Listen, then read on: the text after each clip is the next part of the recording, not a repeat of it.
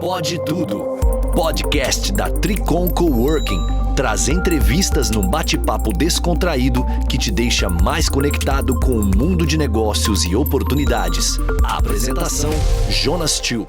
Olá, sejam todos mais que bem-vindos ao Pode Tudo da Tricon Coworking, né? Ficamos muito satisfeitos. Esse dia a gente recebeu o relatório do podcast, né, com todas as nossas visualizações. Que legal que a gente tem conquistado um espaço cada vez maior, né? Fomos aí, repercutiu o podcast por mais de 5 países. E hoje, né, eu tenho o orgulho de trazer o cara que me ensinou o que era podcast.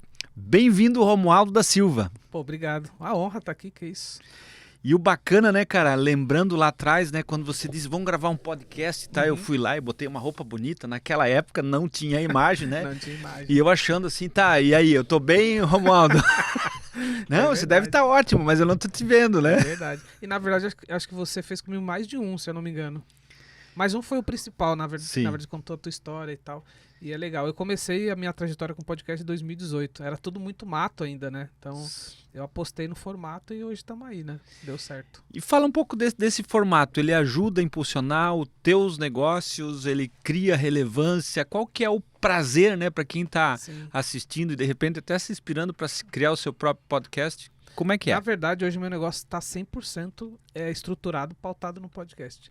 Porque é o seguinte, quando eu comecei o podcast, eu tinha uma ideia. Primeiro que eu fiz uma pesquisa muito longa nos meus principais concorrentes e vi o que eles estavam fazendo. E aí eu falei, eu preciso fazer algo diferente. Aí eu tinha 2 caminhos. Ir pro YouTube, que é complexo, né? Sim. Fazer vídeo. E aí eu falei, pô, podcast é legal. Eu já tinha participado, tinha gostado do formato.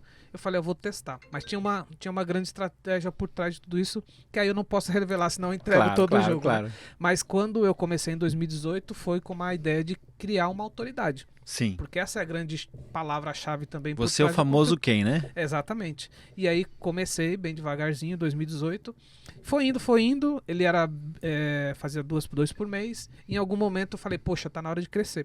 Foi quando a Rede Globo entrou na brincadeira e você viu lá no Jornal Nacional, agora acabou o Jornal Nacional, tem podcast. Só que eu já estava lá. Que e aí legal. essa foi um divisor de águas. E aí eu aumentei a estratégia e comecei a fazer semanal. Então hoje a gente agora... Fiz o último episódio do ano, que é o principal, que é o 24Cast, né? Com 30 mil downloads, a gente bateu. Uau. Então, assim, a gente é muito conhecido. É raro eu entrar numa sala de reunião que alguém já não ouviu um conteúdo e falar assim, eu ouvi tal episódio, por isso que me trouxe até aqui e tal. Então, nos alavanca muito nessa questão da autoridade, né? E o 24Cast foi premiado ano passado pelo Bitrix como um dos segundo melhor conteúdo sobre a ferramenta no mundo, né? A gente ganhou esse prêmio e é engraçado porque é muito nichado. Eu tô falando do 24Cast porque eu tenho o SC Strong, que é um projeto mais amplo que eu faço com outros parceiros. E aí o 24Cast, ele tem esse papel de me trazer autoridade, assim, ó, essa pessoa fala muito da ferramenta lá, que é o Bitrix, e fala de outros assuntos também, como você já passou por lá. E aí trouxe essa relevância. Então o conteúdo, ele tem isso. O formato pode ser qualquer um, né? Eu escolhi o podcast por ter essa identificação. Me sinto bem aqui no microfone. Me sinto bem de verdade. E aí tem dado certo. Aí você pode perguntar, mas vende mais ou vende menos? É que assim, vender é uma questão de ter autoridade. Sim. Também, né? Exatamente. Então ele me alavanca. Nesse aspecto ele alavanca. Então tem funcionado pra gente. A gente é conhecido pelo 24Cast, inclusive por os nossos concorrentes, pelos nossos pares, pelo nosso principal parceiro. Então criou algumas coisas que eu não pensei, né? Porque quando você cria qualquer estratégia, que você pensa, eu vou pra esse caminho. Aí quando você vai ver, puxa, tem outras E o mais importante, Romualdo, é se divertir fazendo isso. Exatamente. Né? E aí, olha uma coisa legal, por exemplo, um dia eu falei, preciso entrar em algum mercado. Vou dar um exemplo. Eu queria entrar no mercado da TOTOS. Certo. Por exemplo. Falei, como é que eu entro no mercado da TOTOS? Pensei. Falei, eu vou entrevistar alguém da TOTOS. Já pensei na barreira. Aí, segundo quem? O seu Laércio é difícil. Mas tinha um cara que fundou a TOTOS, que foi o seu Ernesto. Eu tava um clique do seu Ernesto. Eu mandei um LinkedIn pro seu Ernesto. Mandei lá o currículo. Na verdade, tu tá falando do que tá acima, do que foi o sócio do Laércio, né? Ah, tá. O seu Ernesto, que foi o criador da Microsiga, que depois se tornou TOTOS. Perfeito. E ele é um cara que, assim, as pessoas que estão no mundo ali TOTOS conhecem, e ele é uma grande Miguel figura. Aboabito também já entrevistei. Já entrevistei também. E aí, eu entrevistei, mandei um LinkedIn pro seu Ernesto, ele me respondeu, falou, só me passar a data. Agendamos, foi maravilhoso o episódio. O que aconteceu? Sim. Naturalmente, eu entrei naquele mundo TOTS, né? Porque... E aí tu já entra sendo, pô, foi o cara que entrevistou o Ernesto, entendeu? Entendeu? Aí tem isso, né? Outra que foi legal também, tem um cara que é o Raul Candeloro, que tinha aquela revista Venda Mais, lembra dessa revista? Sim, lembro, eu adorava, eu era assinante da revista. Exatamente, ele mora hoje fora do Brasil. E eu falei, pô, preciso trazer um cara que força um pouco mais alguns assuntos de vendas. E aí eu tava no LinkedIn, quem aparece? Raul Candeloro. Eu tô um link do Raul Candeloro. Raul, tal, mandei meu projeto, ele falou assim, eu já vi os meus clientes usando. Quando é que a gente vai falar? Eu gravei com o Raul Candeloro. Que legal, ele mora cara. nos Estados Unidos, a gente fez hoje remoto, né? Tudo funciona. Então, inclusive, ele virou nosso parceiro. A Venda Mais hoje é um cliente da CRM Think. Então, A Venda Mais existe até hoje. Existe até hoje. Eles fazem publicações específicas. Você compra premium, você recebe a revista. E eles têm outras coisas lá dentro do portfólio. Então, assim, o podcast, ele tem essa... Você já entrevistou outras pessoas aqui, né? Sim. Além do conhecimento que a gente traz, né? Que a gente aprende aqui, que é absurdo. Eu tô engatinhando. Na verdade, a gente, assim, faz o podcast porque a gente se diverte fazendo e, cara, né, eu costumo dizer para os nossos colegas que estão sempre aqui assistindo, né, o Murilo e o Everton, quantas lágrimas, né, ficaram presas aqui a gente escutando a história das pessoas. E a propósito, né, eu entrei direto conversando contigo, mas eu quero que primeiro você diga para quem está nos ouvindo ou nos vendo agora, quem é Romualdo da Silva? Então, cara, eu sou um paulistano. Eu saí de São Paulo em 2002, estava contando aqui em off antes de entrar no ar. Eu sou de uma família de 6 irmãos, meus pais são nordestinos, eu nasci na periferia de São Paulo. Tenho muito orgulho de falar disso, inclusive, porque eu acho que eu posso servir de inspiração para outros, né? Legal, sempre. Meus pais continuam morando no mesmo lugar, que é um bairro bem perigoso de São Paulo. Eu tenho uma filha que mora lá também, e tenho meus irmãos que continuam morando lá também. Eu sempre fui o aluno mediano, que tirou nota média para passar, como todo mundo. Fui o cara que aprendeu a ler depois que mudou de cidade, depois que se tornou adulto. Tive pouco acesso à educação. É a realidade de muitos como eu, que nasci na periferia de São Paulo. E que tá tudo certo. E toda vez eu olhava para minha vida e achava que aquilo era o máximo que eu podia chegar. Até eu entrar no setor de tecnologia, por uma sorte. Como é que foi essa virada aí? Cara, que foi puxou? uma sorte. A sorte e a competência, ela sempre tem que andar junto. Olha só, eu era office boy, você deve lembrar dessa profissão que já não existe mais. Primeira, né?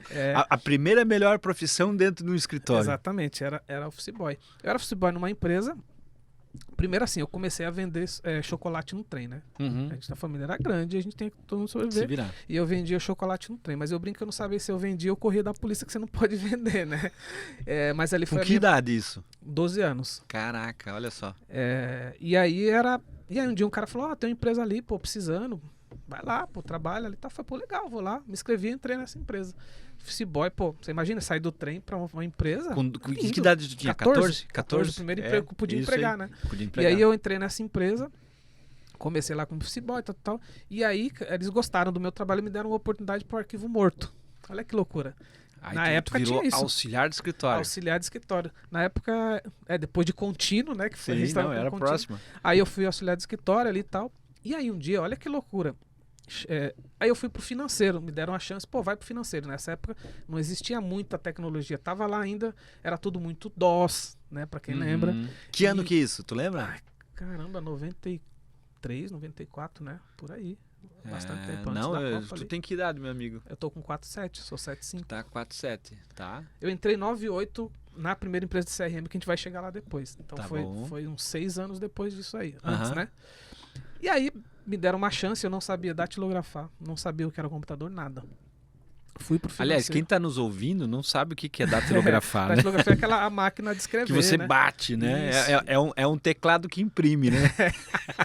Bem isso. E aí comecei a trabalhar no financeiro, também não sabia nada. Inclusive tinha uma chefe lá que era bem difícil, não ensinava e tal. E um dia, cara, chegou uma empresa lá, um consultor, a gente vai fazer um trabalho aqui, tô precisando de algumas pessoas que possam nos ajudar. Mas eles vão precisar trabalhar à noite ou final de semana. Eu falei, eu posso, né? Não tenho problema nenhum com isso. Então, fiquei, ajudei, apoiei todos eles. Era uma empresa que estava fazendo auditoria, um M&A, para comprar a empresa que eu estava. Uau. Então, o que eles fizeram? Pô, já sei um monte de gente que eu não posso contar. Mas já sei um monte de gente que eu posso contar. Eles fizeram isso propositalmente para poder entender quem que era joio e quem que era trigo, vamos falar assim, né? E eu tava ali no Tava no momento trigo. certo, tava no trigo. E aí um dos diretores conversou bastante comigo, que eu queria fazer. Ele falou: gente, eu vou te ajudar. Uhum. Você vai vir trabalhar comigo. E ele era um diretor de tecnologia. Que legal. E aí ele falou: cara, você vai estudar, a gente vai te ajudar. Eu passei a estudar, fiz um curso técnico, passei a consumir muita coisa técnica. E naquela época tava entrando o Windows, Uhum. primeiro o Windows com o pacote Office. Tava muito nessa virada. Sim. E aí eu fui o cara que aprendi isso, ajudei outras pessoas na empresa. Enfim, e aí eu me destaquei e fiquei na área de TI nessa empresa por muitos anos, sendo quase que o braço direito desse diretor. Uhum. Só que ele era um empreendedor que comprava outras empresas. Sim. Aí o que ele fez? Ele vendeu essa empresa e foi para outra. Ele me ligou, falou: cara, você é meu braço direito, você vem comigo. Que legal. Coloca na mesa o teu valor e vem pra cá. Como é que era o nome dele? Walter. Walter. Ele era um senhor já. Eu encontrei Uhum. o filho dele no aeroporto há muitos anos atrás, mas eu não tenho contato. Então esse foi o cara que me impulsionou. Chegou um momento, eu já fui para uma outra empresa. Aí eu virei programador, eu passei por todos os estágios ali da TI, né? Passar o fio, toda aquela coisa toda, até virar um programador. Uhum. Chegou um momento que eu falei: pô, será que eu sou competente ou ele gosta de mim? Aí eu procurei e falei: cara, eu preciso ir pro mercado. Programador, pra quem tá nos ouvindo, é garoto de programa. É, né? o garoto de programa que desenvolve tudo. Então já tava em TI. E aí lá pra 97 mesmo, eu falei: pô, preciso ir pro mercado, cara, ver. Talvez eu possa precisar aprender outras coisas. E ele falou: não, você tá correto e tal. E aí eu fiz uma vaga numa empresa pra trabalhar como desenvolvedor, desculpa. Aí eu fui fazer, cara, você tem um perfil pra implantar. O cara me disse: não quer fazer o teste? Falei: beleza, eu tô aqui. E era uma primeira empresa no Brasil que tinha um software de CRM. Isso em 98. 98, uau. 98. E eu comecei a minha história. E é ali. interessante perceber assim, esse perfil de implantar, né? É o cara que consegue se relacionar com a Sim. outra pessoa, né? Ao ponto de ter a paciência para explicar, para, vamos dizer assim, o cara não entendeu, volta 4 passos Tem atrás. um pouco dessa comunicação, que às vezes o desenvolvedor ele é mais retraído e tá tudo certo. É mais o perfil. tu é um cara É. mais alto, né? Exatamente. E aí ele propôs isso, eu aceitei, virei um implementador, fiquei nessa empresa por alguns anos. Tudo isso mundo de São Paulo, Tudo eu certo? estava em São Paulo. E aí me conta, como é que acontece Joinville Então, nessa como entrou história? Joinville na minha vida? Essa empresa se tornou uma referência no Brasil. E na época eu já viajava o Brasil inteiro implementando CRM. Eu vinha muito a Joinville. Eu já tinha implementado na Chus, na Duá, em várias empresas. Na Duas Rodas, que foi um projeto bem importante que eu participei. E aí a DataSul começou a pesquisar no mercado. Ou eu vou desenvolver um CRM, ou eu vou comprar uma empresa. Uhum. E aí eles adquiriram essa empresa e fizeram a proposta. Ó, tem uma empresa desse tamanho comprando a gente, mas tem um lance aqui, que é mudar de cidade. Sim. E eu já conhecia a cidade. Falei: cara, eu vou tentar. E aí tinha coisas boas ali dentro, né? Uhum. E aí eu cheguei em Joinville em 2002. 2002. E aí chovia naquela época na cidade, cara? Pra caramba, chovia muito, muito, muito. E eu tava até contando aqui nos bastidores, foi muito difícil se adaptar. Uma coisa é você ir numa cidade, fazer um trabalho, ficar no hotel e ir embora. Sim, normal. Outra coisa é você morar, né?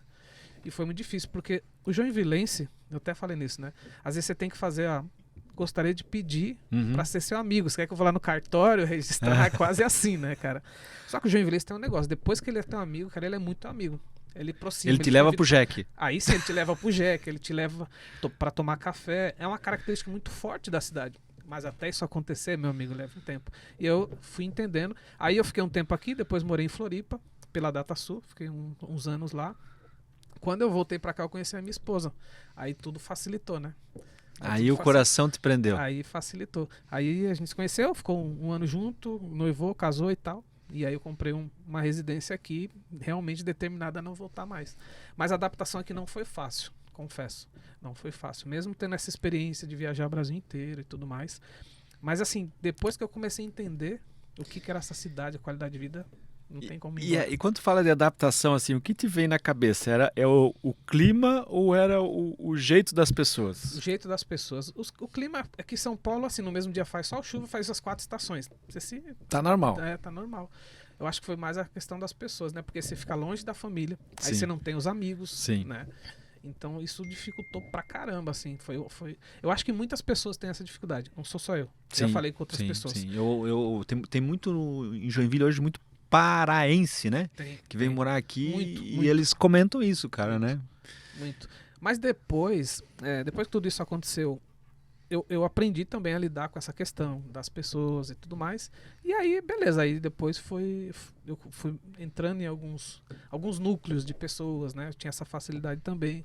E aí deu tudo certo, mas foi difícil. Eu sou muito apaixonado, cara, por Joinville. Assim, é uma cidade que é difícil entender. Quem já viajou sabe o que eu tô falando. Sim. Não dá pra colocar São Paulo e Joinville na mesma prateleira. São cidades totalmente diferentes, com tudo diferente. Né? E os dois têm um lado bom para os dois lugares, né?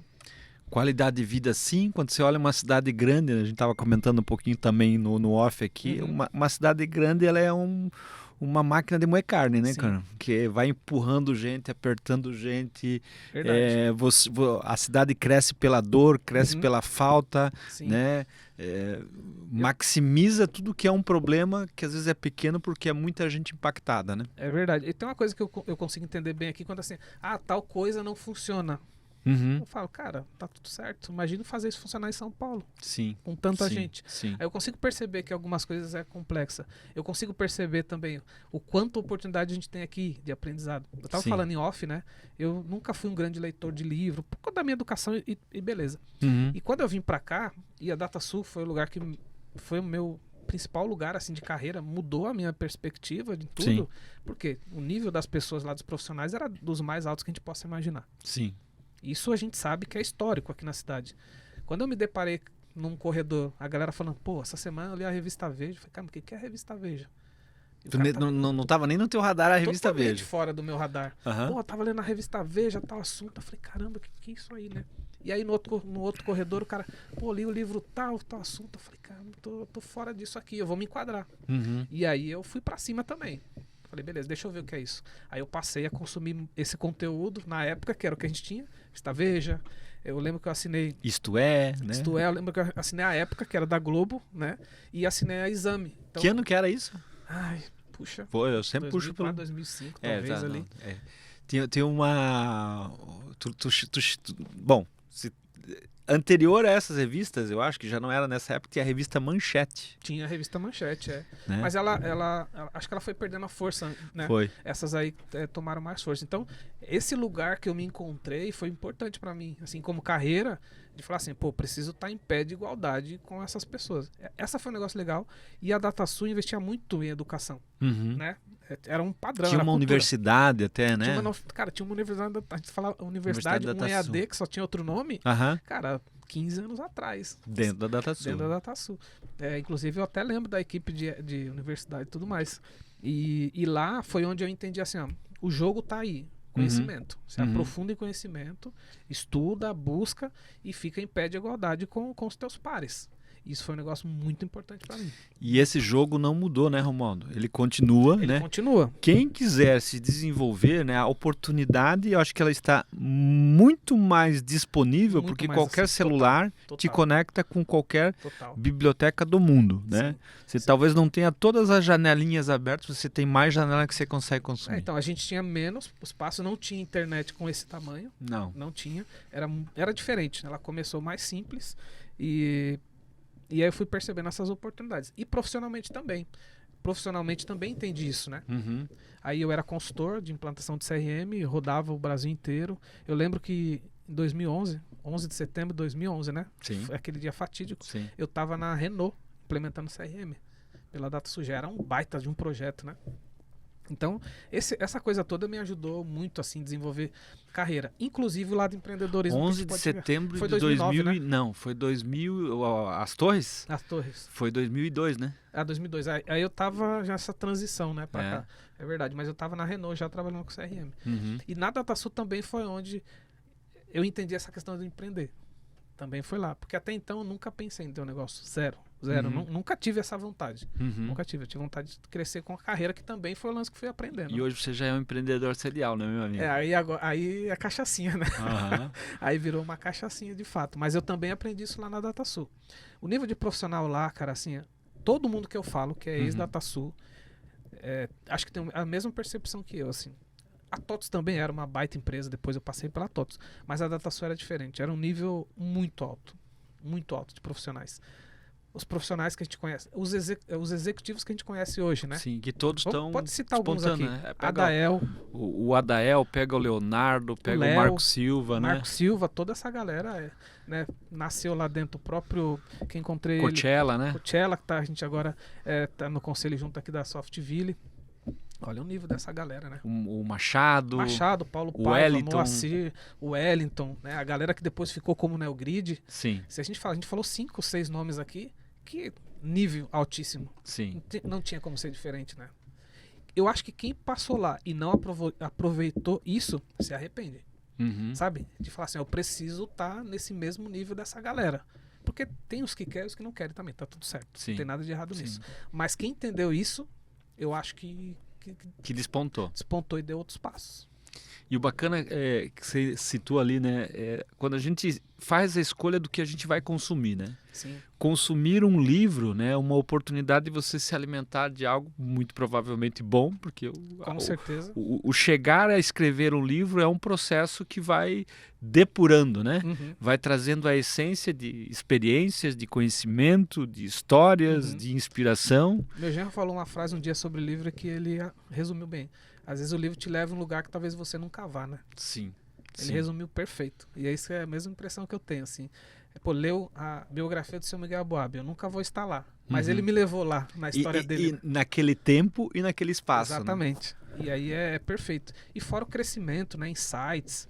Puxa, livro. Tá aí um tema que cabe um outro podcast. Com certeza. Mas o livro, ele muda a cabeça, muda o sentimento das pessoas.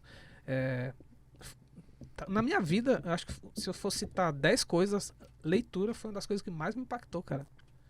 E uma pena que tem muitos jovens, assim como fui, né, em vários lugares do Brasil, que não tem esse acesso, talvez por não ter incentivo do pai, né? Porque uma vez a minha filha me disse, pô, eu não gostava de ler, mas eu sempre te via lendo. Eu falei, caramba, deve ser bom isso. E assim, ó, olha que legal, né? Você não era um leitor. Eu não era leitor. E você inspirou, depois que você tomou o hábito, inspirou a tua filha a se tornar um Sem leitor. falar nada. Sem falar nada. Só Porque com exemplo. Só com exemplo. Ela falou, cara, tô te vendo lendo aí toda hora. Deve Aí ser foi bom esse curiosa. negócio, né? Deve ser bom esse negócio. E aí ela passou a ser uma leitora. Tem o Kindle lá, né? Que hoje é mais atual. Então, a leitura transforma. Como a educação transforma, né? Sim. Se a gente falar na educação, é muito transformadora. E o legal, assim, eu acho que de tudo que tu falou, eu diria o exemplo transforma. Ah, né? sim, total. Porque o exemplo do pai lendo poderia ser o exemplo do pai fumando, né? E, Com de novo, certeza. nada contra quem fuma, mas Sim, você fez uma escolha de se alimentar de algo que não é tão saudável. Mas Isso tá tudo mesmo. certo. Ou o pai bebendo, a mãe bebendo, também é uma escolha, né? Sim. E o Você exemplo tem um pode limite, ser né? silencioso também, assim, né? Da liderança, sempre diz assim, não fala assim, vai lá, fala, faz filha, faz filha. Não. Só faz você e deixa que o resto acontece, né? Poderia ser que não impactasse, mas é muito difícil não impactar. Algumas coisas é muito difícil não impactar quem está próximo. Por exemplo, podemos falar depois, eu fiz uma viagem e fui fazer um intercâmbio Uhum. pro Canadá, agora esse ano, né? Fiquei um mês em Toronto. E um dia, uma pessoa, aqui até do nosso meio, perguntou, cara, mas como assim você vai pro Canadá? Eu achei que só jovens isso. Porque ele quis dizer que era um programa só para adolescente. Sim. Cara, você tá com quanto? Tá com 47, né? 47. Eu era o mais velho da escola. Eu Fato. passei por essa experiência. Eu fui quando tinha 35 e mais velho que eu só tinha um coreano. E aí eu fui porque assim, olha só onde a minha carreira me levou, né? Sim. E quando eu cheguei lá, olhar pra trás foi muito emocionante. Mas enfim, aí ele falou isso, eu expliquei pra ele, mas ele não falou de uma maneira pejorativa, ele realmente não tinha um conhecimento. Olha Sim. como que são as coisas. Sim. Eu falei, não, existe um programa e tal, é assim, não tem questão de idade. E foi uma experiência fantástica, beleza. Agora, o impacto que eu causei nas pessoas que estavam do lado foi gigante. Sobrinhos, Aham. filhos. Que legal. Tipo assim, cara, se esse Pode. cara fez, Ele pode. eu também posso. É isso que eu falo do exemplo, sabe? É transformador. É contagiante, né? Inclusive, E outra amigos, coisa tudo. que você também citou agora, Romualdo, não tem idade, né? Não tem idade. Keep O learning. limite da idade está na nossa Tá. cabeça. Cara, Se você keep disser, learning. eu sou velho para isso, cara, desculpa, mas tu vai ser velho para Aí isso. você se colocou na cara prateleira, eu concordo com você. Agora, tanto é que eu, quando me vejo assim, sinceramente, quando olho para mim mesmo, eu tenho 52. Mas eu acho que eu tô com uns 38 hoje, cara. Então, Eu nunca tive problema com idade, acho que você também não tem. Tanto que nunca foi pauta de uma conversa nossa. sim, Né? sim. Apesar de ser uma geração ali próxima. Cara, eu entendo que agora que é o momento, porque agora eu tenho experiência, agora eu sei que eu não vou precisar correr o campo inteiro. Eu Boa. posso só ficar ali no meio de campo tocando a bola. Esperar embaixo da trave e chutar pro gol. Entendeu? Acho que a experiência te leva pra isso também, né?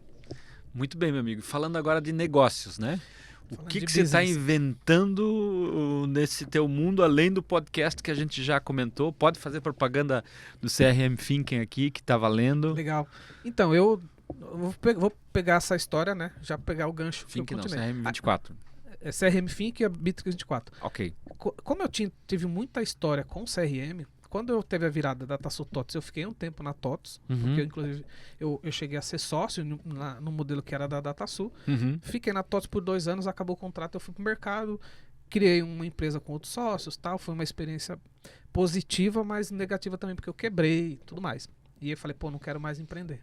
Aí fui pro mercado, passei por algumas empresas, passei pela Single, que inclusive fez 20 anos, deixar até um parabéns para eles aqui, que é uma empresa importante aqui da cidade.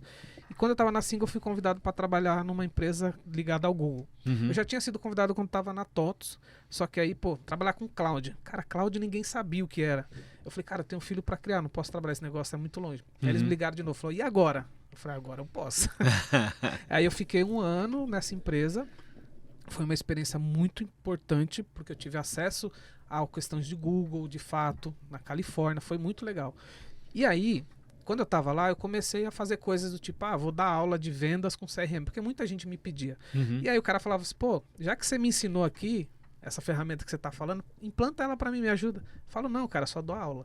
Quando o quinto falou, eu falei, pô, tem um business aqui. Tem alguma coisa. Aí a minha esposa mesmo até me encorajou. Falou, acho que você tem que olhar isso com mais carinho. Tá? Eu falei, beleza, eu vou fazer um teste. Tirei férias e fiquei 1 mês trabalhando na CRM Think, já pensando na marca.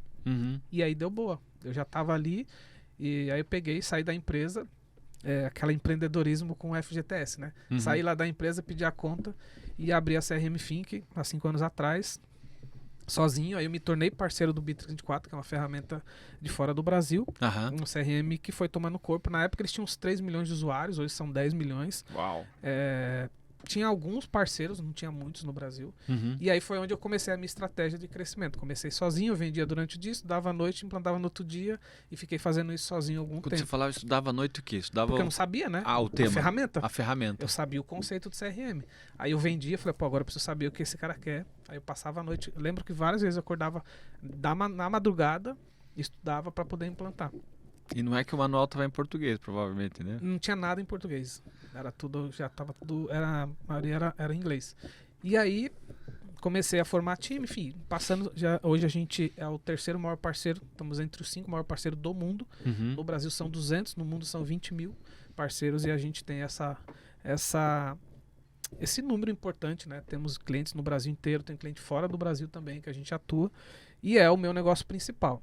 E aí, paralelo a isso, o que aconteceu lá, ali para 2019, essa questão de ouvir o cliente é muito importante, né? Eu sempre vi algumas demandas, eu preciso, legal, tem aqui o Bitrix, mas ele não pode ficar isolado, eu preciso integrar com alguma coisa. Eu falei, pô, legal. Mas tinha um problema, a gente tem um problema sério hoje, né, que é mão de obra, não tem desenvolvedor disponível, né? Não aqui na cidade, é um problema mundial, inclusive. E aí eu falei, pô, preciso resolver isso. Realmente tem muita gente com esse problema. E eu fui estudar como é que estava resolvendo esse problema de conectar sistemas. E aí na época já tinha 2 ferramentas no mundo que já fazia isso. E aí eu falei com uma delas, que é uma empresa da República Tcheca, que depois acabei indo lá. E eu falei, tô aqui no Brasil, preciso da ferramenta, tal. Quero ser parceiro. Não existe modelo de parceiro, vamos criar. E eu fui o primeiro parceiro deles. Que legal, cara. Aí a gente começou a trabalhar com essa ferramenta, dentro ainda da CRM Think, e atender os clientes. E aí alguns clientes chegavam, pô, já que você fez isso pro Bitrix, faz isso para outra ferramenta. Aí eu falava, não, eu só faço pro Bitrix. Até um dia... Até chegar ao quinto. Até chegar ao quinto. E foi mais importante. Uma empresa importante, até posso citar, que é o ClickSign. Um dia marcaram agenda para mim. E eu não sabia quem era. E aí eu entrei na agenda, era 2 vice-presidentes do ClickSign. Falou, pô, a gente viu o trabalho que você fez aqui numa empresa. Pô, a gente tá aqui maluco, como vocês resolveram isso? Aí eu expliquei, assim, assado. Ele falou, pô, tem essa demanda, me ajuda. Pô, mas eu só trabalho no Bitrix. Ele só falou, cara, abre uma outra empresa, pô, e me ajuda. Eu falei, faz sentido. Aí eu criei a Connect Think. Que aí Aham. foi uma empresa especializada em integração, baseado nesse meu parceiro lá da República Tcheca, que aí eles me convidaram, eu fui para lá em dezembro do ano passado, passei uma semana, fui fazer uma palestra sobre o Brasil. Aham. Foi Que bem legal, cara. Que interessante. orgulho, hein? Foi muito legal. E olha só como que são as coisas, né? A gente tem que estar preparado para sempre, para tudo. Vou fazer uma pergunta curiosa e te interrompendo assim. Quando você vai fazer uma palestra, você conta do chocolate no trem? Conto, é a minha vida, a minha história. Entendeu? É isso aí, cara. A minha história. E Que aí, essa é a história do brasileiro que vence. exatamente. A gente tem que ter orgulho, cara, disso. Sempre. Sim, é a nossa história. É a nossa história. E aí, quando eu fui para lá, o meu inglês era mais deficitário, depois eu fui estudar. Eu fui Uhum. antes de ir pro Canadá. Uhum. Mas eu já tinha o inglês, já me Sim. virava. E aí lá, só que lá, quem não conhece Praga, ele é tcheco, né? Então Sim, tem não o é que tcheco, tem muito inglês, né? e as pessoas mais velhas não falam inglês e os mais jovens falam inglês, que aí tem essa segunda língua. Beleza, aí eu fui, tinha uma tradutora, tinha uma brasileira lá que ia me Uhum. ajudar. Uhum. Preparei toda a palestra lá em português. Cara, como eu tava no hotel, eu falei, cara, e se der alguma zica?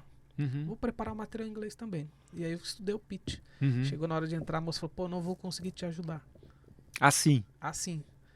Eu falei, não, vou fazer em inglês, eu preparei tudo em inglês também. que legal. Aí eu fiz a Parabéns. apresentação pra todo mundo.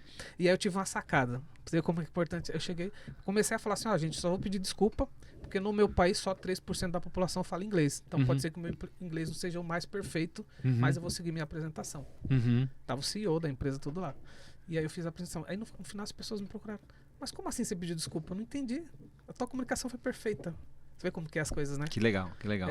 Mas uma coisa eu aprendi. Pra estar lá falando inglês, eu tinha que me preparar sempre. Eu já estava pronto para falar em português. Uhum. Então, assim, a preparação é sempre tudo, né? Sem dúvida. E outra coisa que eu aprendi, e eu falo às vezes para as pessoas que estão comigo, aprende a falar para 5, para 10, para 100.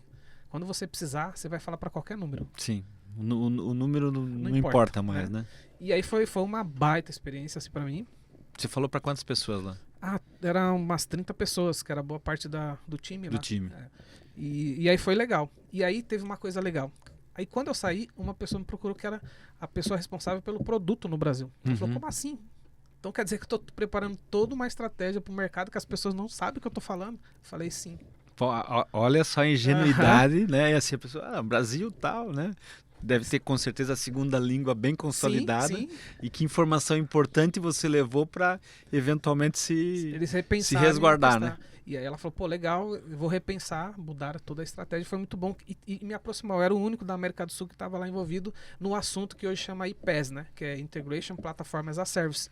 Sem saber, eu estava meio que à frente dessa parada toda, né? Desse conceito novo. E aí eu voltei pro Brasil, consolidei um pouco mais a empresa, e só que quando a minha ida lá, os caras também começaram a falar, pô, temos esse cara no Brasil. Então hoje muitas demandas que surgem tudo aqui da América do Sul chega para mim, porque eu passo a ser um braço desses caras aqui no Brasil. Então essa minha atitude, eu costumo dizer que para Praga eu tinha 98% de medo e 2% de coragem. Eu fui pelos 2%, porque eu fui para um país que eu não conhecia, uma língua que eu tinha medo, eu sabia que estava frio, peguei menos 2 graus lá. Mas mudou também a minha perspectiva, porque eu estava lá, era um evento mundial, então tinha muita gente de todos os países, indianos, pessoal de Israel, que era maior, os maiores eram os israelitas, e eu aprendi muito conversando com essa galera. Uma coisa eu aprendi lá, o tamanho que a gente tem no Brasil. Porque assim, o israelita falou, tá, mas como é que você só trabalha com essa ferramenta? Ele não conseguiu entender. Ele falou, pô, porque se eu só trabalhar com essa ferramenta lá em Israel, eu morro de fome, eu tenho que ter um portfólio. Eu falei, não, o Brasil é grande, cara, eu posso ser nichado. Olha que insight louco. Olha que maluco. E aí vai o recado, né? Assim, independente de qualquer coisa que esteja passando pela cabeça de muitas das pessoas, às vezes animadas ou desanimadas, né? O nosso país é gigante. Gigante. Né? Nós somos, em território, o 5º maior do mundo, né? E olha que tem país, perdão da palavra, aqui a gente pode tudo, pra caralho, né? Sim. Nós temos uma fronteira agrícola muito expressiva, né? Apesar de às vezes chover demais ou a gente ter algumas situações, a gente tem uma capacidade enorme de produção. Sim. Tudo isso é vendido e tudo isso retorna em recurso tem investimento. Então a gente tem que, como brasileiro, acreditar no país. Com certeza. Porque a gente tem um país para fazer um futuro brilhante. Sim. E aí vamos pegar o teu exemplo. Sei lá, você tem um trabalho mais nichado numa cidade. Sim. Você consegue ter um bom business. Sim. entendeu? Sim. Então, às vezes, o empreendedor... Ser autoridade, como você Ser falou. autoridade, às vezes o empreendedor ele pensa assim, não, mas eu tenho que... Cara, faz tua lição de casa primeiro. Se você for grande, aonde você quer ser ali no teu pedaço, o restante é consequência. Isso aí foi o meu grande aprendizado dessa viagem, de falar, caramba, deixa eu só cuidar disso aqui. E aí eu também entendi o foco. Beleza, eu continuo focado, meu nicho é esse aqui. Claro, hoje a gente expandiu, a gente tem outras ideias, né? A ConnectFin, que hoje já tem uma equipe, a gente está com 5 ou 6 pessoas nessa equipe, a gente tem atendido grandes empresas e focada ali. Ela virou uma fábrica da CRM, né? Se eu tenho uma demanda de integração, eu entrego aqui. E olha que curioso, o Bitrix tem vários outros parceiros no Brasil. Os outros parceiros também são atendidos por essa fábrica. Que legal. Porque eu tenho expertise aqui, eles não precisam criar lá. Então, assim, eu não concorro com ele chama aqui, é um outro CNPJ, é outra marca, não tem nada de problema. Né? Tá Eu passei tudo certo, a atender. e tem espaço para todo mundo. Tem espaço para todo mundo. E aí, nessa linha, hoje são os 2 negócios que eu tô mais próximo, são os negócios que eu tenho um brilho nos olhos, assim, né? E por falar em brilho nos olhos, Romualdo, né? A gente estava já recebendo o input aqui, o nosso horário já está chegando lá. E a gente, olha, cara, podia passar o Natal bom, conversando, né? Aqui, papo bom. Imagina se a gente põe um vinho aqui ainda no meio, né? Aí fica bom. Meu amigo, pensa numa mensagem final que você quer dar para os nossos ouvintes e quem está nos assistindo aí. O que você deixa de conselho para a vida? Caramba, essa pergunta é Faz boa, pensar, né? Mas você já deu um monte. Eu já falei de algumas coisas aqui que pra mim serviu muito, né? Eu tenho seguido muito um cara que é o Joel J, gosto da forma que ele pensa, e ele coloca lá uma linha que ele fala assim, família, saúde e negócios, e nunca inverta essa ordem. Família, saúde e negócios. Talvez seja a grande lição que eu também tenho aprendido, sabe? Porque não adianta nada você ter um business de sucesso se você vai abrir uma champanhe e não tem com quem comemorar, né? Ou se você não tem saúde para comemorar, né? Sim. Então, talvez é o que me faz sempre olhar saúde, aliás, família, saúde e negócios depois, sabe? E Deus Essa acima de tudo, hein? E Deus acima de tudo, né? É que a fé aqui, ela é inabalável e tá envolvida, né? Mas eu concordo com ele, cara. Talvez é uma coisa que a gente tem que pensar, porque às vezes a gente é muito arrastado com tudo que vai acontecendo, né? Sim. A gente se envolve muita coisa, mas e aí? Você tem que arrumar um horário pra estar perto da família, fazer e a família é o teu esteio, né? Quem vai te segurar quando eventualmente total. Você vai cair, né? Então, se você tiver ruim de saúde, é a tua família que vai te amparar, né? Se você tiver ruim nos negócios, é a tua família que vai te amparar. Com certeza. Né? E cara, família é um laço que se constrói todo dia, né? Sim. E ela é forever, né? Forever. A empresa quebra, você cria outro. Foi só acabou aquele ciclo, mas a família é sempre, né? E aí eu vou até falar um negocinho que me veio quando a gente tava conversando, e eu até conversei isso no café da manhã.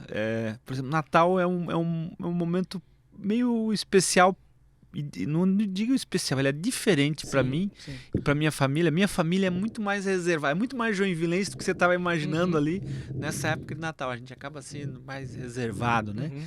E quando eu olho esse comportamento, eu vejo esse comportamento do meu sobrinho mais novo e lembro do comportamento do meu pai.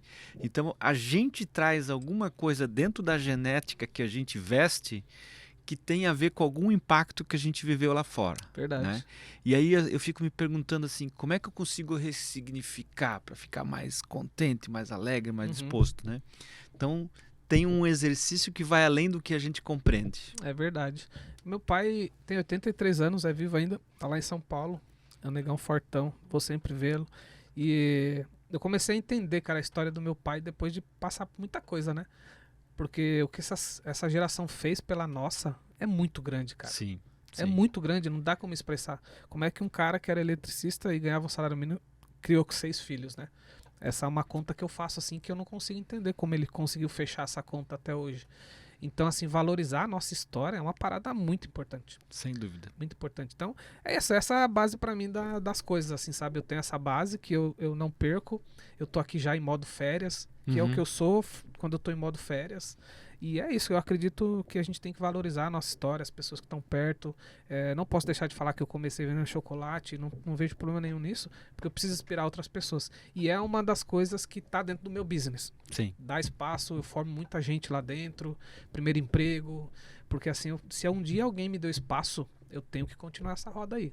Legal. Cara, você é um cara que inspira, você é um cara que me Obrigado. passa humildade, né? Obrigado. Seriedade, compromisso, né? Porque você diz assim, cara, marcamos o último dia útil Sim. do ano, né? E Aham. estamos aqui fazendo a nossa gravação, que vai passar o ano todo, em qualquer momento você vai Sim. poder estar assistindo.